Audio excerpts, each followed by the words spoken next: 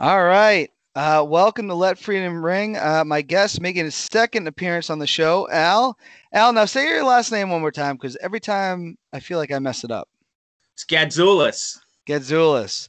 Yeah, I've grown up my whole life having a difficult last name. yeah, So I was on the Morse Code the other night podcast, and they said Bolio. yeah. That's wrong. It's It, Bollier. You it's know. wrong, right? I've been saying it wrong all these years as well until you corrected me. Yeah, yeah. So it's a hard thing. So it's like sometimes I get very nervous when a Right, guest comes on about saying their last name because I don't want to right, mess it up. I know what that's like. right. you know. No, I hear you. Yeah, one time I played hockey when I was younger, and I scored a goal, and the announcer came over the PA system and announced the goal and said, "Now Alex Gonzalez scored the goal." I'm like, that's not even remotely close to what my name is. I mean, you Yeah. got the B and the Z, but nowhere in my name is there an N.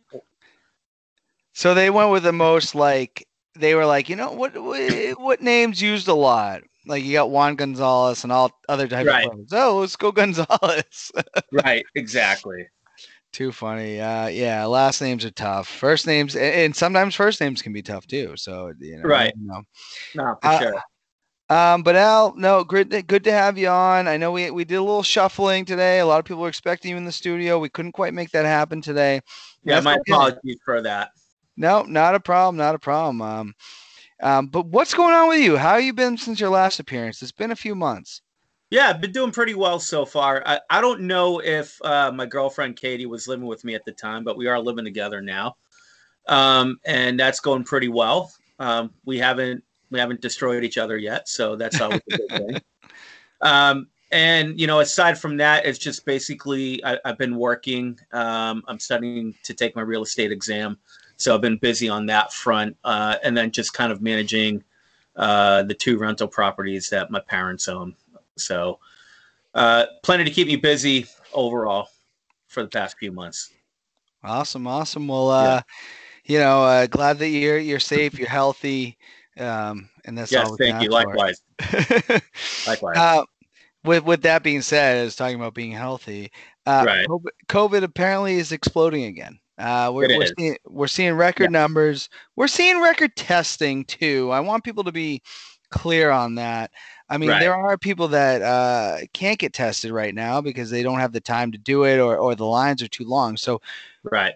the numbers are big, but we're testing more than we've ever done. Yeah. Um, And, what's and and not to cut you off, yeah, I think that's pretty important for a lot of people to understand.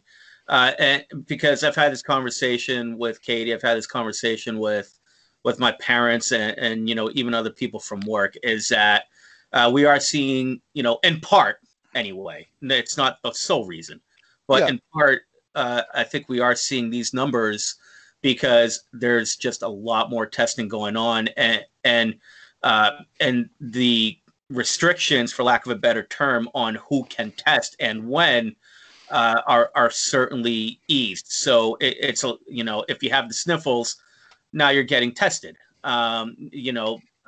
Katie had a sore throat a couple weeks ago. She went and got tested. Uh, and she came back negative, thank God. But they took her in, and within about 24 to 48 hours, she had her results back. Everything was fine. And I think with the prevalence of testing and the willingness of people to test more, and quite frankly, there are a lot more locations since the last time we even spoke about where you can get tested, are Sure. certainly one contributing factor to it. And so, I think while the numbers look extremely scary, and they are getting scarier, don't get me wrong, because hospitalizations are going up. Um, but I think the overall explosion and the number of people testing positive, I think, is a lot scarier than I think we should be concerned about, because we have to understand still that that just because you have a positive test in many instances does not necessarily mean that you have a sick patient. Well, and Al, let me ask you this. Do you think the Yeah. numbers could have been as high as they are now if we had the capabilities even 3 months ago, 4 or 5 months ago. Do you think the numbers could be similar? I mean, I don't know. This Right, is unprecedented stuff for right, all of us. right. Quite honestly, I don't know. I think we have to remember that when we first started hearing about the coronavirus starting to spread and be discovered, there are studies that said we had it in the United States even before that. And one recent study came out, and I forget the name of it. My apologies for that. I had it sourced, but I didn't write it down. The study said that we may have had coronavirus as early as 2018. Take that for what it's worth, but Yeah. consider what was happening in 2018 now, and then we finally started seeing uh, the infection rate start to go up and become known towards the end of 2019 and the beginning of this year. So, to answer the question, I don't know. I Yeah. think It's hard to know. it's hard to know. Yeah. I think certainly, I think people may have been a lot scared. Yeah. Not that they weren't, but I think if you have 50,000 a day, but instead really you're hearing that you have 100,000 a day. Well, that's a huge difference, and that might uh, that might do act people to cause people to behave differently sooner than later. No, I agree with that. And, kind of, so it sounds like yesterday we had 447 new cases in New Hampshire. Yeah, I think it was about 2 deaths. If I'm wrong on that, someone let me know. yeah, Um, I think you're right. and so there might be more today. I don't know. But Governor Sununu, Yeah, who I think overall, and again, I've said this on the show, I didn't vote for him. There's certain things I don't agree with him on. yeah, But he finally did put in the mask mandate. yeah. You issued an executive order today. Do you think it was overdue? Do you think it was just like we need to do this? It's not asking that much, I don't think. Yeah. Well, I mean, from my point of view, I'm not a Karen, right? And I'm certainly not anti-mask. Do we need to actually have an order in place to do that? I don't necessarily think we do. I think people, should be smart about it. I wear masks all the time. Yeah. And believe me, when my mom started going back to work at her shop, I made sure that she had a mask policy in place so that she could be protected as well as her customers. So I'm not saying that I'm an anti-mask person by any stretch of the imagination, but do we need to have one in place or as an executive order? I don't know, because I think in New Hampshire, maybe it's different in other places, but I think in New Hampshire we've been pretty responsible as a populace, and so I think we get it up here a lot more, and I think we're smart enough to realize that, yeah, we should be wearing masks when we can't social distance, or we can't maintain that 6 feet, and be respectful of the policies that restaurants, for example, or other stores that have indoor patronage do put in place. Does that again necessarily mean we need a statewide mask policy? I don't know. Does it hurt? No. But there's also no enforcement mechanism either. So, It's true. you know, as I'm a prosecutor, so there are statutes on the books that say if you fail to abide by an executive order, you could be prosecuted, subject to fine or whatever. But no one's really doing that. No one's enforcing it. Aside from the occasional restaurant that you hear being fined by the Attorney General's office. These orders, which I think go back to, even at the beginning of, or towards the beginning of the pandemic, when things really were starting to explode for the first time. These orders are, more inspirational or aspirational in purpose, I should say, educational. I know, for example, some police departments don't quote unquote enforce the mandates. It's a But lot. It's a lot to ask of them. It right, is. right. Yeah. But what they have been told is that, if you see someone, just educate them on it. You don't necessarily have to make an arrest or whatever.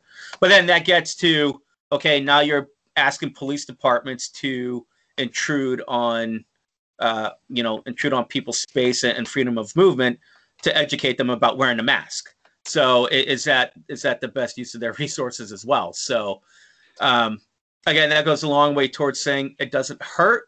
I don't necessarily know if it's necessary because there's no enforcement mechanism. But in the end, I think everybody needs to be smart about what's going on and educated on what we're doing. Do you think a fine would be appropriate or no? I think you'll see a lot of people fighting that and tying up court resources. First of all, I can tell you. Right. I can tell you right now that the courts are. If you were to put it this way, the way the courts are scheduling matters right now, the pandemic is going to be over before you go to trial for a fine or a mask on a mask mandate violation. So it kind of I don't think I think education is continuing education. I mean, I think we all know pretty well what we're dealing with here for the most part. So I think continuing education and just pointing out that it's necessary for XYZ is probably important and necessary from our leaders and our public officials. I don't know if actually taking them to court for violating those mandates is an appropriate way of dealing with it. I think you're gonna excite the populace, for a lack of a better term, more than you will get obedience from them. Which, understandable. But now, how do you feel about the small business owner who owns a restaurant with this mandate? Which I do agree with it, but is this going to hurt the small business, the restaurant owner, even more? Or do you think people will just do what they have to do? And that's my thing. I don't want to see the small business people get crushed. You're seeing it happen. Right. Well, I'll tell you, my mom owns a tailor shop in Manchester, Olga's Tailor Shop. And she's nowhere near the business that she had pre-pandemic. I mean, she's been decimated. She lost out on prom season. She lost out on wedding season. And even when she opened up, customers just haven't been coming in. Last week, I'm not out of line in saying this, that last week, she made less than $300 for the week. So, I mean, that type of a mom and pop shop, I think certainly will be hurt. As far as the restaurant business goes, I don't think it's going to make much of a difference because they've been doing it anyway. If you go to a restaurant, I went to Longhorns with my girlfriend Katie and my parents last weekend. We went to Longhorns, and you can't get in there without a mask. You can't wait inside. You have to wait outside or out your cars, and then you have to wear a mask to and from the tables and to and from going to the restrooms. And the governor's order today actually falls in line with that. So I don't think it's going to hurt the restaurant industry, and I don't think on a macro level it's going to end up hurting the business because of a mask mandate. I think what's hurting businesses is that people just don't want to go out and risk it. Yeah. And that's the bigger issue. I will say personally, I wear the mask. I'll go into a restaurant and I want to support. Right. I do too. And I don't have an issue with it. You and I are on opposite sides of the aisle as we had with our discussion the last time. But for me, the mask is not such an unreasonable intrusion that it's not worth doing or necessarily losing an argument over. I know we're going to get to this topic, so maybe this will be a good segue. Is how far do we go with those mandates, and how far do we want to enforce them? Where I think people really come up with their issues and have their issues. I can tell you personally, from my experience, while I do wear the mask mandate, I also at the same time sometimes think that we go too far with it. So I think it's just all in the eye of the beholder. Ultimately, it shouldn't be as harsh a political issue as it is, but that's where we are. Now, when you say we might go too far with it, I do want to ask this question as someone that likes to play sports still. Yeah. And we're going to get into your rugby career. Don't worry about that. Can't wait for it. I'm sure the masses are waiting. But as someone that plays softball and flag football, what is too far? What is the line? Should we, do you think, be wearing those when we're playing the actual game at all? Or right.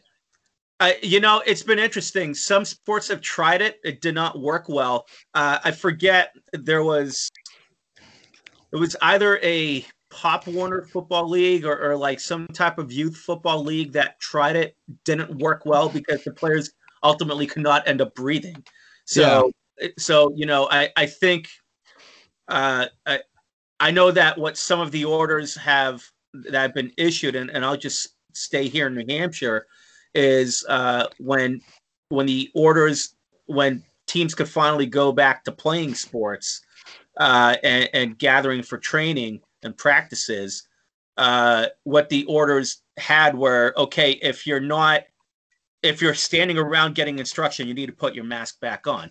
Well, now you're taking time away from the practice, put the mask back on and off, and you're wasting time. And just looking at it from a player and coaching perspective, that's how you're going to view it. So I think the governor and what our leaders here in New Hampshire did was pretty good in that, okay, you have your COVID protocol, you have to screen in before you can even enter practice, you have to sanitize everything, you have to take your temperature, and then you have to wear your mask into practice, and then you have to wear it out while you're practicing. That's something where you don't need to wear the mask. But otherwise, if you're not involved in the drill, if you're not involved on the field practice, meaning you're on the sidelines or something, then you wear the mask. And I think that's probably about as good a balance, or closer to as good a balance, as you could probably strike when you're trying to work through this and allow athletes and youth players to go out and play. No, I agree. It's so difficult. It's not something we ever thought we'd ever have to deal with. Right. We'll spend just a couple other things on this. Yes. We still have Trump in the White House, and we do. Kayleigh McEnany. Yeah, and who was someone who she kind of flip-flopped. That's fine, but she's there now. Yeah. A lot of the guidelines she felt in her less press secretary conference, I guess. You're seeing a lot of Orwellian stuff going on. Do you agree with her, or what do you think? Yeah, I went back and I looked at her comment. So before I fully answer the question, what she was talking about is with the Thanksgiving holiday coming up. Yes. She's talking about some of the restrictions that were being placed on families as it related to the Thanksgiving holiday. I think her point was that because in some states they're not limiting how many people can be in the home, but they're saying you must enter your mask when you're in the home, even though you're socially distancing. And then even if you don't do that, then if somebody calls, the police can come and they can arrest you. So I think what she was talking about there and speaking to is the depth and the level of enforcement of these restrictions. And I think ultimately that goes to a larger issue of the conversation we've been having in America throughout this, and just you and I with this mask mandate here, is how far are we willing to go with these mandates? And then on the flip side of it, how far is the citizenry willing to accept that? It's it's always been a time-honored American tradition that you don't, we have reasonable restrictions on movement and whatnot, but you don't come into the home, right? Yeah. And so I think where the Orwellian aspect of it, at least in this part of the discussion that she was talking about with Thanksgiving, is now the government is over-regulating the home. But And but but when she does say that, because I don't believe you should do that. I don't think you should tell people how you make your own choice when it right. comes to this. Are there states, and I guess maybe I don't have the research on this. Are Mhm. there states that telling you you can't dictate who you have in your home? I don't know that I don't know the data on that or the actual. Is your question, are there states that are doing that, or are there states that are not doing that? No, what I'm asking is there some legally in any state saying that you can't have who you want in your home? No, no, not that I know of, right? Okay. And I think taking it back to the macro level that I alluded to earlier, constitutionally, you have your freedom of movement and you have your freedom of assembly, right? Yeah. They're baked into the Constitution.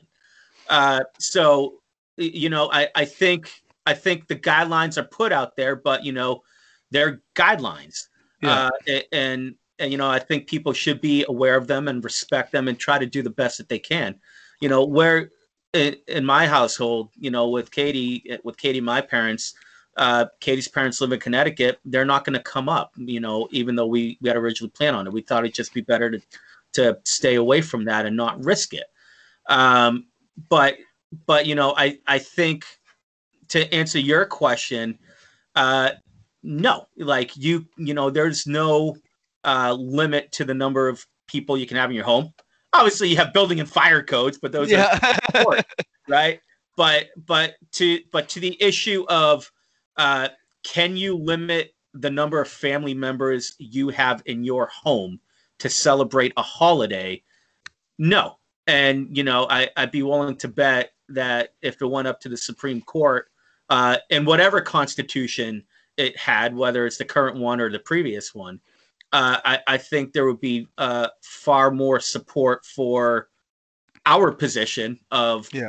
saying, you don't necessarily want to limit who you allow into the home, as opposed to we have a pandemic and you can't do X, Y, and Z.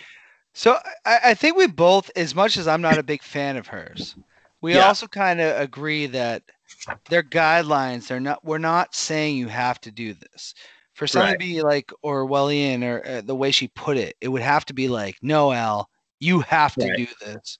right. We're not quite there. Right. But Well, again, I think what she was referencing, and I forget if it's New York or California, it's one of those two states where that actually was mandated, that you can't go above 6 people in your home, and you must wear a mask if you can't socially distance in your home. Otherwise, we're going to come. Otherwise, law enforcement can be sent in and enforce those laws, and you could be fined, you could be arrested for violating those laws. I don't quote me on which state it was, but I did read that earlier today in preparing for this. well, that's scary stuff because I mean, at the end of the day, like Right, I don't want anybody to die from this, but this is not the Spanish flu. It's not the Black Plague. right, Yeah, I mean, right. I don't agree with because I think she's misleading, but Sure. I don't totally disagree with some of it. You know what I mean? Right, Where right. Well, um, it goes back to our discussion a few months ago when I was in there, when we were talking about the death rates and about the number of people who have died from the coronavirus, and where that balance is being struck. And it's horrible, and I'm never going to stray from this. It's horrible, the amount of death that we have, but I think we also ultimately have to understand that the overall death rate from this disease is in the 98th, 99th percentile, somewhere around there. uh, and so, or excuse me, survival rate, not the death rate. We'd be in Yes. a whole heap of trouble if it was. It's a good number. It's a good, and I don't know the Yeah, exact. I think it might be 97, might be low. It might be lower than it, that. Someone will say something to me. it's somewhere around there, and that's not to diminish anything, because I know people whose parents have died from the coronavirus, and I've known people who've had the coronavirus, and it's nothing, it's nothing obviously to Joke about. Yeah. to joke about, but we do need to have some perspective. And I think with these restrictions and these mandates, we really do need to take a step back and have a sober look at what we're doing, and see if it's actually working. And that's obviously another discussion for another day, but that's the perspective that I'm coming at it from. It's not downplaying it, it's not being anti-mask or whatever, but it's trying to be as objective as possible about this, and looking at, okay, we have this problem, we have this pandemic, but to what end are we enacting these restrictions, and are we giving up constitutional rights for something that may not be working? Well, I will say, as someone that leans a little bit left and someone that leans a little bit right, I think we find a lot of common ground on this. Right. Honestly. Yeah, I agree. Because it's not as simple. A lot of people want things to be simple. They're not. And especially when it comes to this. It's extremely complicated. They're saying the vaccine, and I don't want to say, I know we're hitting the half-hour mark, and we're into COVID. We're only going to spend a little bit more time on this, and then we're going to get some fun stuff. Absolutely. But they say the vaccine's pretty close to being done and about 95% effective. Yeah. Are you buying into that? What do you think? Are we going to turn the corner if we do have the vaccine? Yep. I've always said that we have been. I've always maintained it. I said the same thing back on your show. It's maybe taking a little longer, now with this new recent surge and uptick in cases and positivity rates. But I have confidence that, with the Pfizer vaccine, which is 95%, and then the Moderna vaccine, which also came in at above 90%, that we are going to be turning the corner. We're going to have these vaccines out to the tune of about, hopefully, 20 million by the end of December, which I think is fantastic, and that will allow us to start turning the corner on it and on this, and being able to slow down the spread through the vaccination program. Operation Warp Speed, started by the Trump administration, has done a lot of good things. For whatever faults you have with Trump, I think one of the better things that his administration did was Operation Warp Speed and instituting this. So now you have a vaccination program that, on a normal course may take 2 to 3 years. We now have it within 12 months, which I think is extraordinary. And just for perspective on the efficacy rate of the vaccinations, the FDA, in order to approve a vaccine as safe, or at least reach the threshold of emergency approval, is 50% efficacy. We're at 95 and 90 plus for both Pfizer and Moderna. So I think we're getting there. I think I know Pfizer is going to be applying for vaccination emergency approval here probably this week, if not next week. And those doses are already pre-made. They're just ready for distribution. And I know there's already and I know the military general in charge of the distribution aspect of Operation Warp Speed is ready to go with it. Now that's because you brought up Trump. Do you think in the end, will he get any? I'm not taking a side on this, because I'm not. Will he get any credit for anything during the pandemic, or do you think he just, people are going to look at it as he doesn't deserve anything? If it's going to be anything during the pandemic, it's going to be the institution of Operation Warp Speed. And I don't think it's going to be given. I don't think it's going to be given credit for this pandemic with Operation Warp Speed. But God forbid we have something else down the line. I hope we don't, but God forbid that we do. I think the program Operation Warp Speed has laid the foundation and the infrastructure for being able to move much more quickly on a vaccination program, as well as other logistical programs for distribution and so forth. And I think we need to keep perspective too. What Operation Warp Speed did through the use of the Defense Production Act, or the implementation of the Defense Production Act, is that it created a new public-private dynamic and partnership for the government and private companies to work together.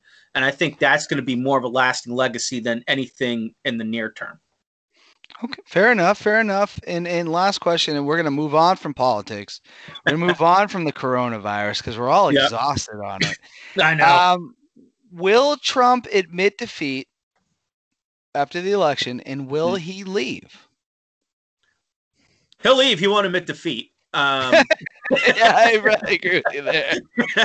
Yeah. Look, I've been thinking about this long and hard. Even before I knew you were gonna be asking me this question.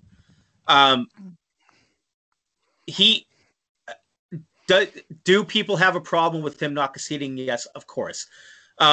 However, does he have the right to make sure that all of the ballots are properly counted until the elections are certified? And he does. He absolutely does. That's his right as a candidate. And I think, in order for people to have confidence in the election and the election results, I think that process needs to be borne out. And it's not just for this election either. Let's just go back to and rewind to 2016. There are a lot of people who did not believe Trump got elected fairly and had no confidence in those election results.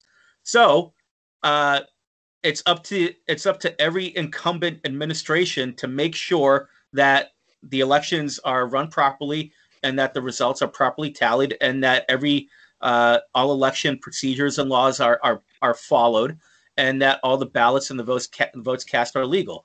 He has the right to where there are challenges, right. So where there are challenges, he has the right to issue those challenges up until the Electoral College meets and votes on it, and that's December 14th. Can I ask one question though to follow up to that? Yeah. Because we're talking about, I just want to say we're talking about two different things. When Trump won, and I'm not saying one's right or wrong, they said there was election interference as in influencing people. Right. One, Trump, which was 2016, which we do know Russia did do things to influence our election, right or wrong. But then Trump was just saying there's just flat out fraud. Right. To your point, you're right. You're running for an election. You have the right to contest that. Yep. I don't think anything he's done is wrong. I think he had the right to do it. Is there a difference, though, between saying you're flat out lying and influence? Because I think that's what was 2016 was more influence. Right. Is what people had a problem with, right or wrong. Right. Well, I mean, I think that's 6 in one, half in a dozen in the other, right? Because I think, I think fraud is influence and influence is fraud. So, influence may not necessarily legally rise to the definition of fraud, but certainly if someone is peddling some false propaganda, that's fraudulent information, and that may change votes, right? So, agreed, yeah, right. So, I'm not concerned about necessarily what the definition of what influence versus fraud is. What I am concerned about is that the elections are properly controlled and certified, right? And I think that's what. Now, look, like I said the last time, Trump is his own worst enemy, right? He's his own, and it's not a topic for this discussion. He's his own reason why he lost this election. That being said, I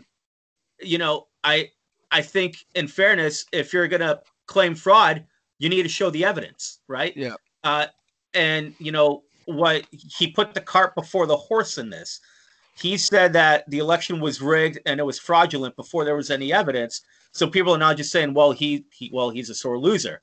But I think what's coming out now is that, in states like Georgia, Michigan, Nevada as well, that, they're finding uncounted ballots, or, they're finding that the election software Dominion has changed votes.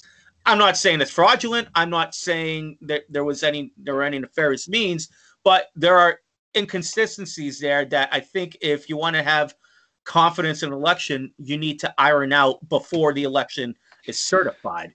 And Trump has his own agenda, but if you're taking a step back at it, looking at it as a citizen like you and I think it's appropriate to be able to do that, and to make sure that we do have we do have confidence in this election for down the line, not necessarily this one as well. I will say for a fact, though, the Republicans did very, very well in this election. Right. Because basically what we saw in this, and this is where we get a little bit where I don't understand Trump, right, is that we saw people didn't want to deal with him anymore because of who he is. But the country still is like, yeah, what the Democrats are selling, we're not buying either. Right. And the Democrats are their own worst enemy. Right. And that's kind of that's the only thing I really learned from this election was like, I mean, it's funny, isn't it? Right. That this election, I think we can safely say tonight that this election was about one man and one man only. And that was Trump. It was Trump versus Trump, and Trump because his party still really won the election. Yeah. Look, I don't know. Let me put it to you this way. Just take out Trump.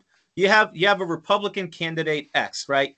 He has, or she has, the most votes for a Republican presidential candidate in history. Wins Ohio, wins Georgia, okay, which are two states that the person needs. Increases the number of governorships in the country, increases and flips state legislatures by 2, New Hampshire and Nevada, and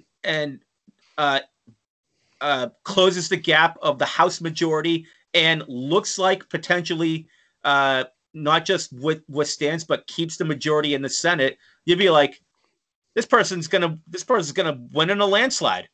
Yet the person lost. Who in the world would have thought that?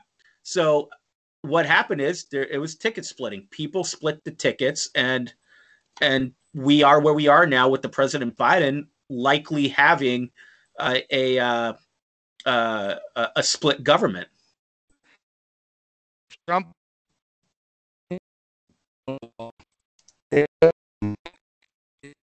mail-in. Can you repeat that? I lost you there for a second. Oh, I was just election and Trump, because I thought it could have been someone else would have won.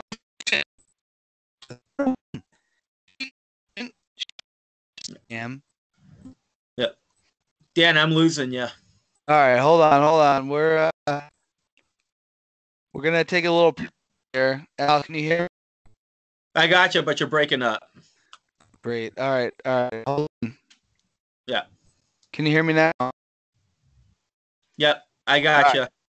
All right. Technical difficulties here on Let Freedom Ring tonight. All right, that's enough politics for today because it was just big tech censoring me. It's all good. Well, and I like talking to Al about this stuff because I don't want to just talk to people that agree with me. I want to talk to other people. So, but let's get into the first question. We're gonna get to a little wrestling here. Scott Julian wants to know, how does Al feel about Orton dropping the belt on Raw? I didn't like it, but then again, I'm extremely biased. I don't understand what these short reigns do, right? These short championship reigns do. Randy Orton beat Drew McIntyre. You have the hottest heel in Randy Orton, and then the hottest babyface in Drew McIntyre. Orton beats him, and then drops the belt again just a few weeks later. I don't understand what those do, or why that was done. Well, I guess I can understand kind of why that was done and reading kind of the dirt sheets afterwards. But um, just taking Orton aside, I don't like those short reigns, just flipping the belt like a hot potato. I think championship reigns, to be a champion means something, and to hold onto a championship should be meaningful. And just to have it flip around in such a short manner doesn't do anything for me. Well, it's not the first time Vince has done this, Right. towards Survivor Series. Like, he's done this a couple times. Right. I'm with you. I'm an Orton fan. I know Jesse Martineau is not. He is not. He cannot stand Randy Orton. I love Randy Orton. I've loved Randy Orton since releasing the gloves like that. But Scott had to throw that in there. He wanted to know. But Al, I really, we got a big weekend coming up this weekend. Oh, we do. We certainly do. It's Survivor Series. I know we're in a pandemic, but still Survivor Series. That's right. Means a lot to us. Do you have a top 7 Survivor Series moments? I do, but before I get into it, I want to throw in one honorable mention, if I may, and this is Survivor Series 2013, and the reason why I want to. I was there. I was at that one, by the way. I was too, and you know what I'm going to say here. It's known for all of the wrong reasons, because the main event was, my boy Randy Orton against the Big Show in the main event, and it was awful. It got absolutely booed out of the building, and it was a rather lackluster show. But because I was there, I was excited to go to one of the big four again, and it was awful. It was just a bad show. So that's my honorable mention. Number one, these are in no particular order, but I think number one is everybody's number one, the Montreal Screwjob. I watched that live. I was not privy to all of the political backstage between Shawn Michaels and Bret Hart and Vince McMahon and Triple H. But that was the birth of the Mr. McMahon character that no chance. That led, that's right. And it led WWE into an era of prosperity with the birth of that character leading into Stone Cold Steve Austin leaping into superstardom. So that's number one. Next, I'll just list them in the way I wrote them down here, but again, it's no particular order. Undertaker's debut. Yes. Yep. We won't talk about him, but 34 years to the day, or close to the day, the Undertaker debuted in the WWE. He was one of the scarier characters back then. And, just being a little bit younger, 10, 11 years old, you're like, I don't want to deal with this guy, and I don't want to see him on my screen. Particularly with Paul Bearer carrying around the urn. He represented death. You're young. You don't want to think about death. So when he showed up, it was certainly memorable. Made me cry in 91 when he beat Hogan. Like, I cried. I was in like second grade. I cried my eyes out. Yes, I think a lot of kids did back then. The next one, Goldberg squashing Brock Lesnar a few years ago. Yep. Okay. All right. I am not a Bill Goldberg fan. I am not a Brock Lesnar fan. But I can respect their level of stardom, particularly Brock Lesnar. And Goldberg, certainly, he was one of the bigger stars, during the late 90s and during the Monday Night Wars. And Brock Lesnar at that point had been unstoppable. I think other people should have beaten him in a type of a squash match like that Goldberg did.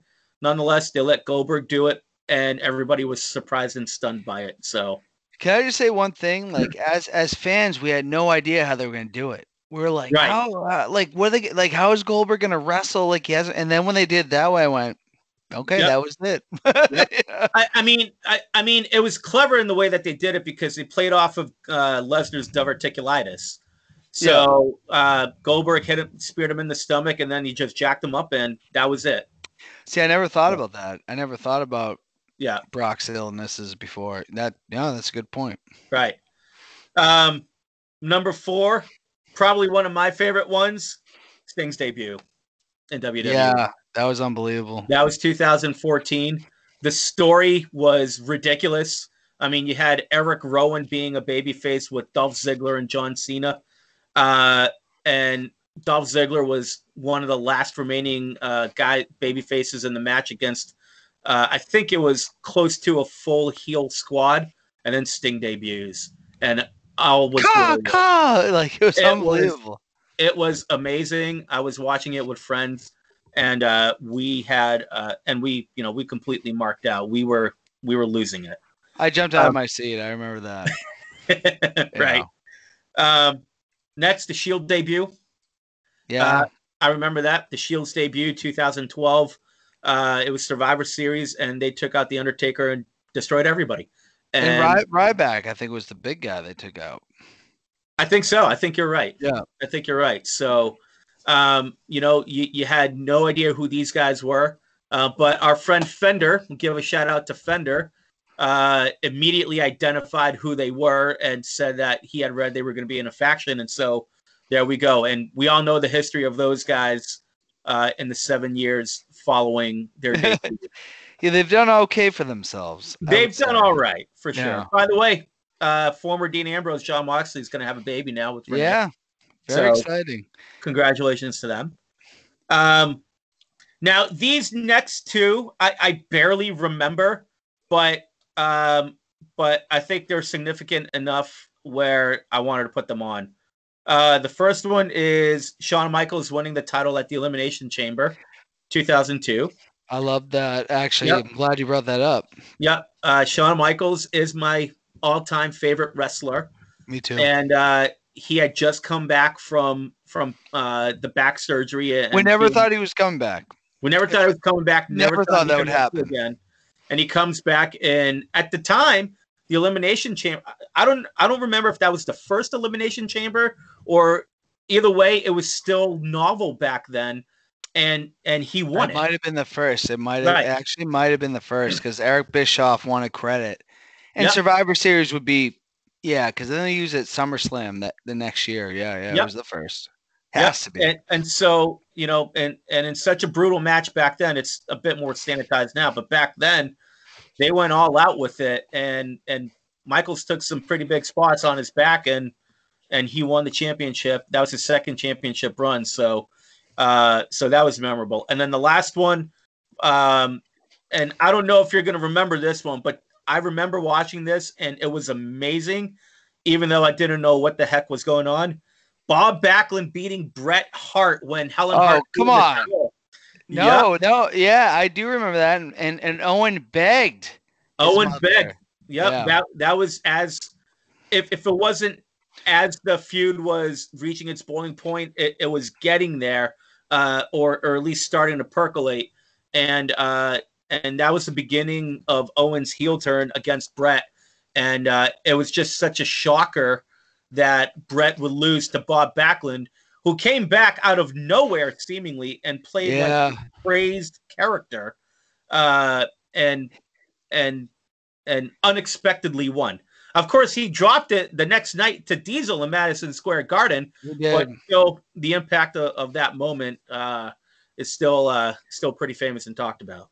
So the working of Owen was going on for like a year, because he was the first eliminated when they faced the King's Court or whatever it was. Right. But I think Michaels filled in, and Owen was the first eliminated, and then Owen beat Bret at WrestleMania 10.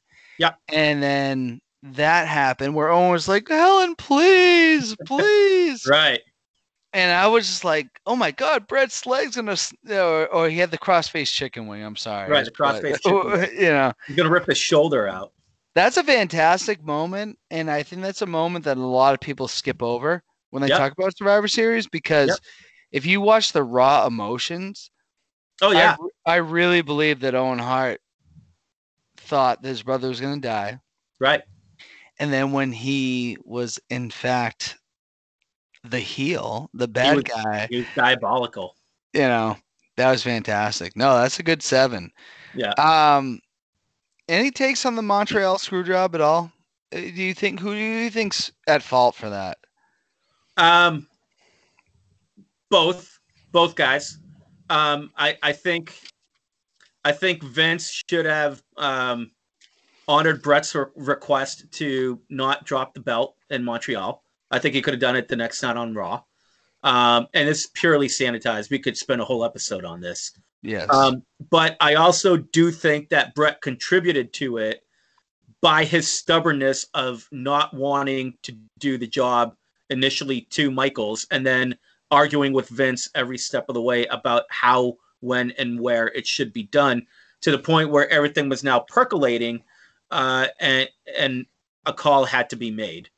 I did not know this at the time. I thought Michaels actually was purely innocent in it. Turns out that's not true.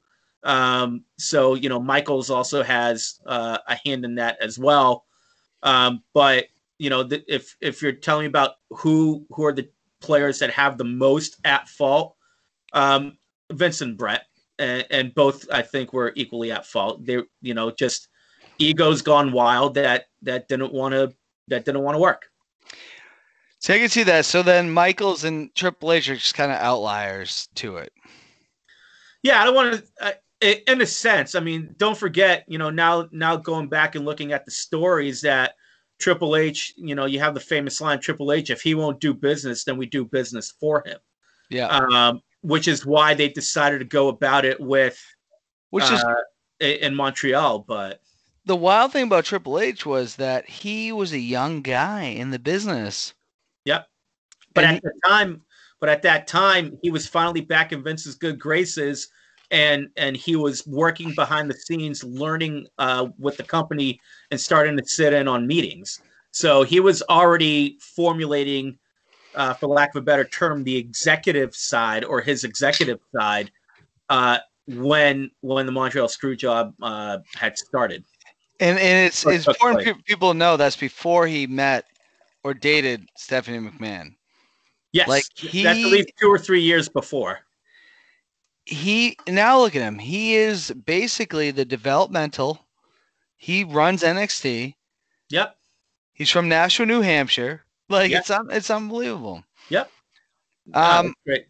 I was going to ask you about Tessa Blanchard, but I know we're getting a little short on time. Yeah. Do you think Tessa will get signed by either major promotions, or she sunk her battleship? I think eventually she will. I think, and I'm not predicting this, but, if you're going to use the example of Vince McMahon, if Vince McMahon can make money off of your name, he'll sign you, regardless of the past. So if there's nothing else out there, and she wants to play some type of ball, and Vince can make money off of her, conceivably she could. Now, do you have any favorite moments of playing rugby? Now, you've had a legendary career, if you really think about it. How long have you been playing, Al? How many years have you been playing rugby? I started in '97, so do the math. Now, it's probably about 22 years. 23, yeah. 23, yep, 23 years. Yep. Favorite moments. My first match, obviously. My first hit playing in a match. That was just, that was what made me fall in love with the game.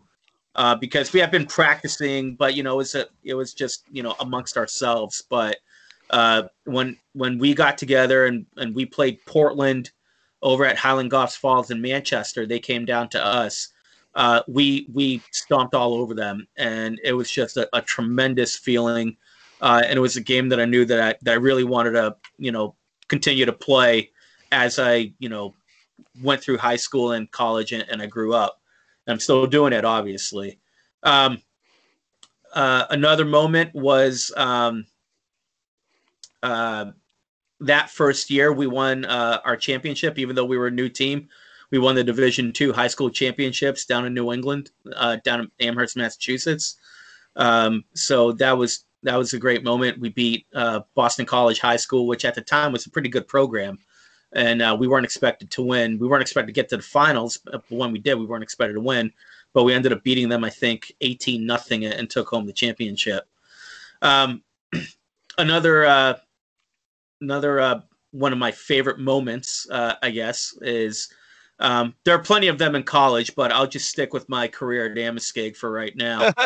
Um, uh, when I came back, when I graduated college and I came back from Amoskeag, I I didn't really know what to expect, but the club welcomed me back, with open arms, and I've been there ever since. And one of the tournaments that we have is up in Saranac Lake, New York, and though that weekend is basically like Rugby Christmas, where over 300 teams from throughout the country gather and have a tournament, and that was my first real introduction into the club game, which was fantastic.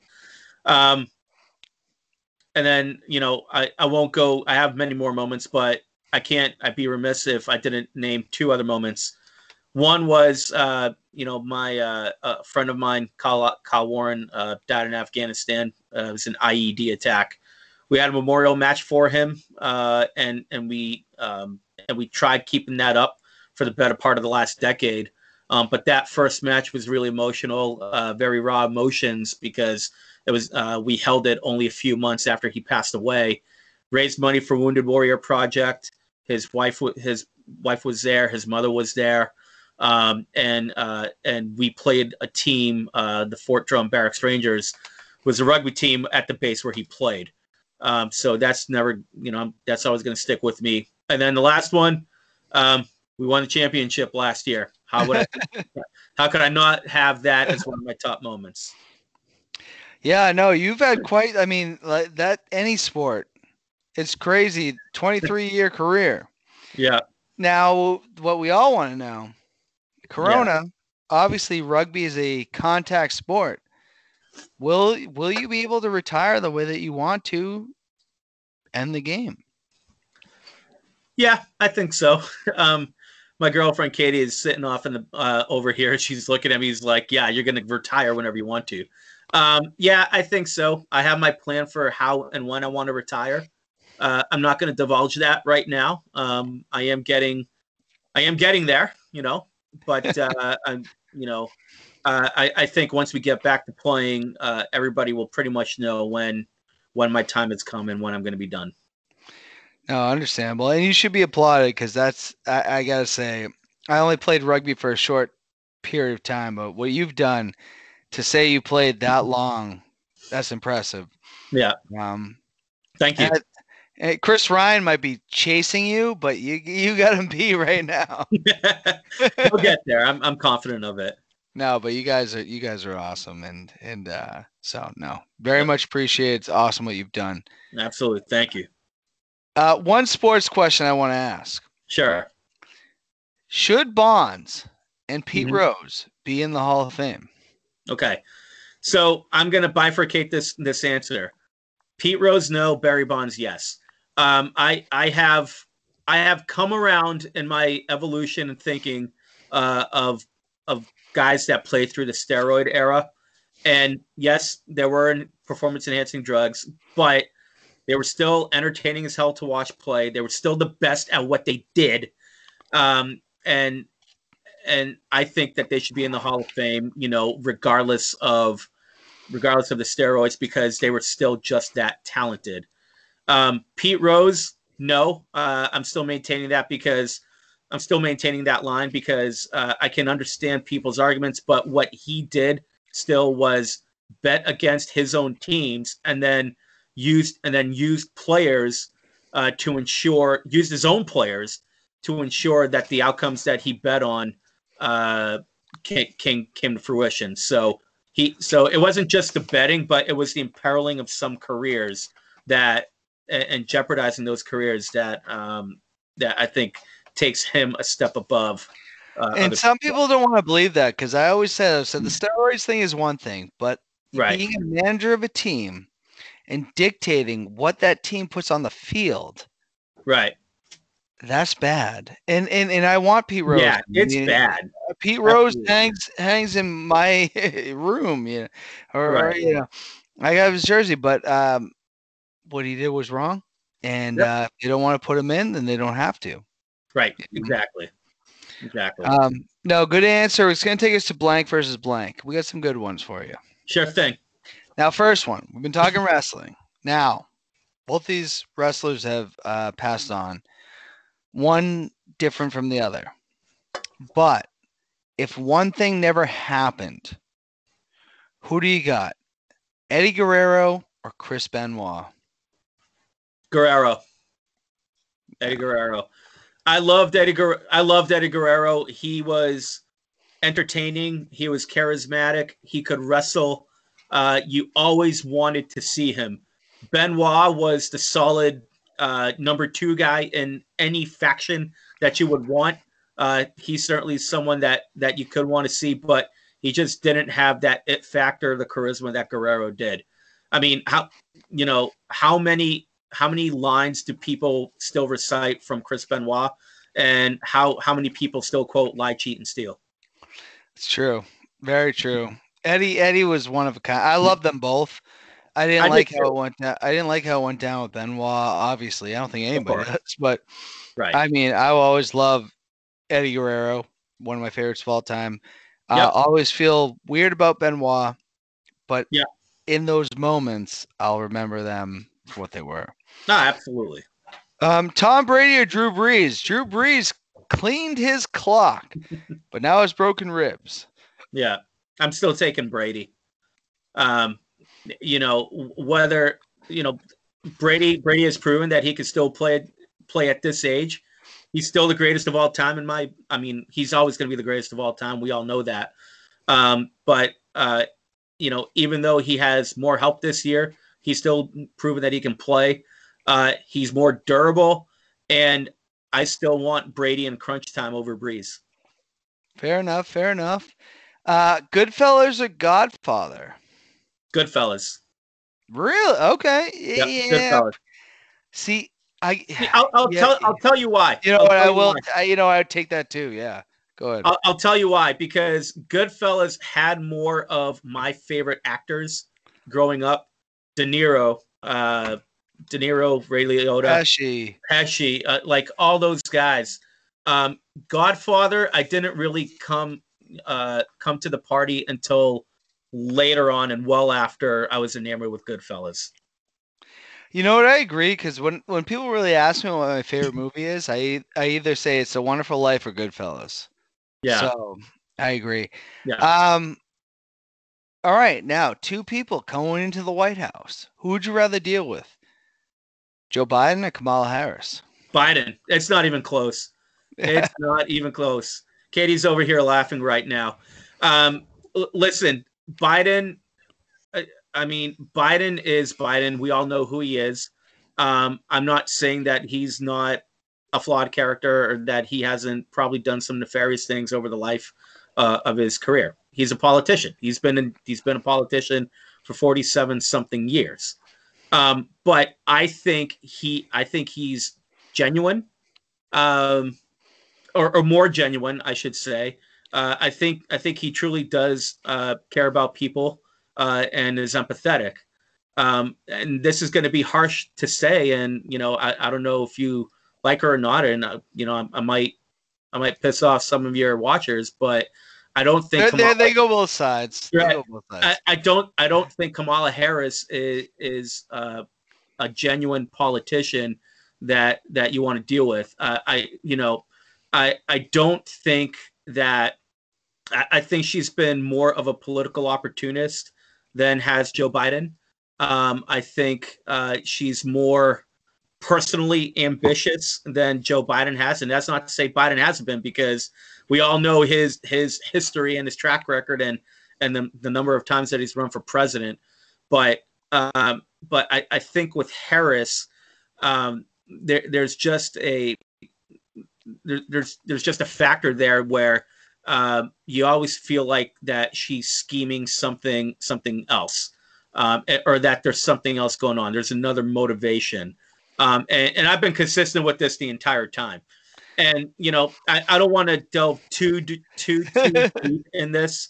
But, I just find it extremely hard for for her to go from basically calling Joe Biden a racist and a It segregation was pretty bad on in the stage, beginning. Yes, I agree. I right? agree. And then going to being his vice president, saying that he's the best choice for the country. I'm sorry, I don't buy it. So that's primary. That's political primary season. I get it, but I mean that's about as harsh a charge as he can levy against another candidate. And It's, and it's and, hard to agree with you on though, because I felt that right, way, too.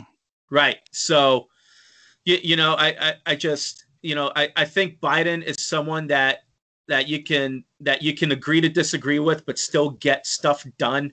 I don't think Harris is that. All right, here's the next one. 2 beloved New England Patriots. Okay. Rob Gronkowski or Julian Edelman? Now or earlier in their career? Spot on right now.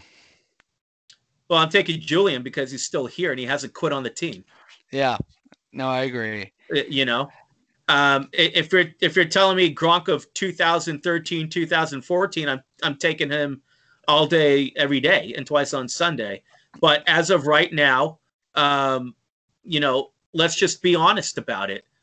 Gronk was not having a good time. He quit on the Patriots, and He did. you can want to shoot your way out of town. I understand that happens all the time in the NFL, but you can hold out. There are other ways to do it.